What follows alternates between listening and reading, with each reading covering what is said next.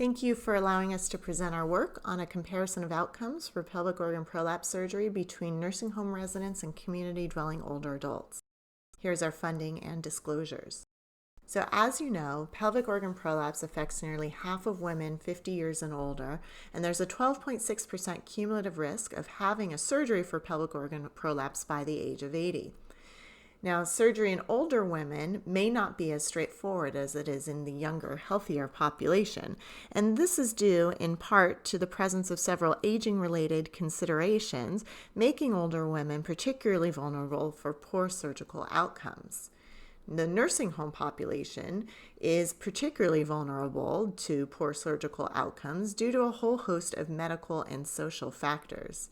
However, surgical outcomes for pelvic organ prolapse in older and the most vulnerable older adults has not been properly studied. So the objective of this study is to understand the differences in short and long-term outcomes related to pelvic organ prolapse surgery in the oldest and most vulnerable populations consisting of community-dwelling older women and nursing home residents.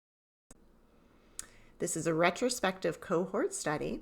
We use Medicare inpatient claims and the minimum data set for nursing home residents between 2007 and 2012.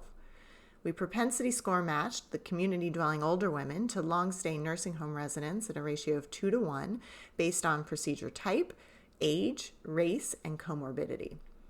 We then use generalized estimating equations to determine the relative risk of the following outcomes: hospital length of stay of at least 3 days, 30-day complications, and 1-year mortality. We then created Kaplan-Meier curves to compare 1-year mortality between the two groups.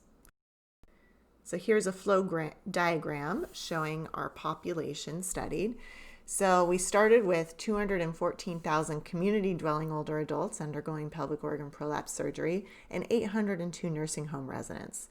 After propensity score matching, we had almost 1,600 community dwelling and almost 800 nursing home residents. And the pie chart below shows the proportion of each type of pelvic organ prolapse surgery or repair performed in this population.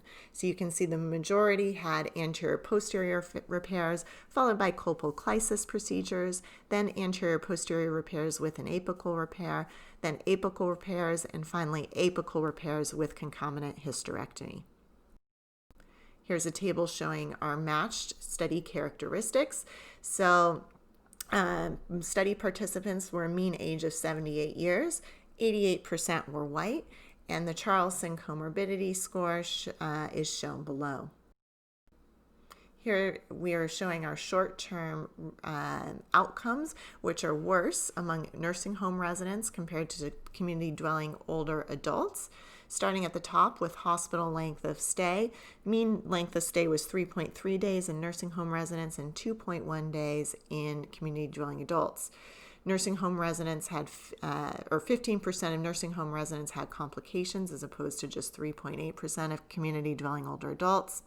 And nursing home residents had a higher percentage of complications, where 11.7% and 4% had 1 to 2 or greater than 3 complications as compared to 3.1 and 0.8% among community-dwelling older adults. Here we're showing the relative risk of the short and long-term outcomes studied for nursing home residents compared to community-dwelling older adults. And you can see that there's increased relative risk of all of our outcomes, including hospital length of stay, 30-day complications, and 1-year mortality. And of note, all of these numbers are adjusted for the type of prolapse procedure, age, race, Charlson score, and calendar year. And finally, here are the Kaplan-Meier curves showing the 1-year survival between the two different groups. Nursing home residents had an 11.1% mortality rate at 1 year compared to 3.2% among community-dwelling older adults. So in summary, nursing home residents demonstrate increased relative risk of hospital length of stay greater than 3 days, 30-day complications, and 1-year mortality, despite matching on key clinical factors. Of note, mortality was 4 times higher among nursing home residents. And collectively, these findings suggest that factors other than age and comorbidity influence surgical outcomes. And some of these may include frailty, physical dependency, cognitive impairment, and social factors. Thank you.